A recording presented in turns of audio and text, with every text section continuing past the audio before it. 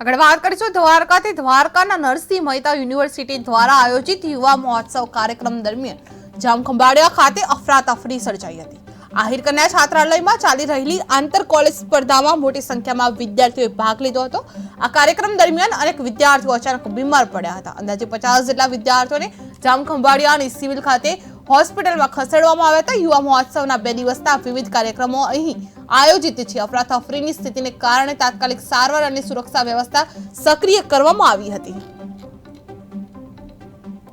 હમણાં અડધા કલાક પહેલા આપણા 108 ના જિલ્લા પ્રતિનિધિ જે છે દીપકભાઈનો મારા ઉપર ફોન આવેલો હતો, જેમાં આહિર કન્યા છાત્રાલયમાં ઝાડા ઉલટીના લગભગ જે એમણે મને કહ્યું છે એવું એ રીતે કે 40-50 કેસ અમે જનરલ હોસ્પિટલ ખંભાળિયામાં લઈ આવ્યા છીએ, જેથી આપને જાણ કરીએ છીએ આગળની કાર્યવાહી માટે।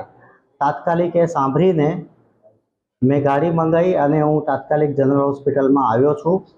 બધી જ પરિસ્થિતિ જોયા પછી મેં જાણ્યું કે એવી કોઈ ગંભીર પરિસ્થિતિ લાગતી નથી, છતાં નાના મોટા જે સિમ્ટમ્સના લીધે 28 કેસ કાઢવામાં આવેલા છે, જેમાં 1-2 જણને બાટલો પણ ચડાયો છે।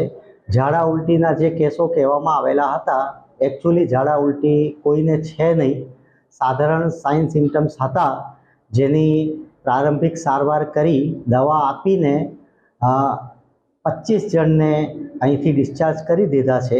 હાલમાં 3 જણને ઓબ્ઝર્વેશનમાં રાખ્યા છે, જેમની હાલત સ્થિર થયેથી અથવા તો ઠીક થયેથી એમને પણ રજા આપવામાં આવશે। છાત્રાલયમાં કાર્યક્રમ શું હતું? છાત્રાલયમાં વિદ્યાર્થીઓ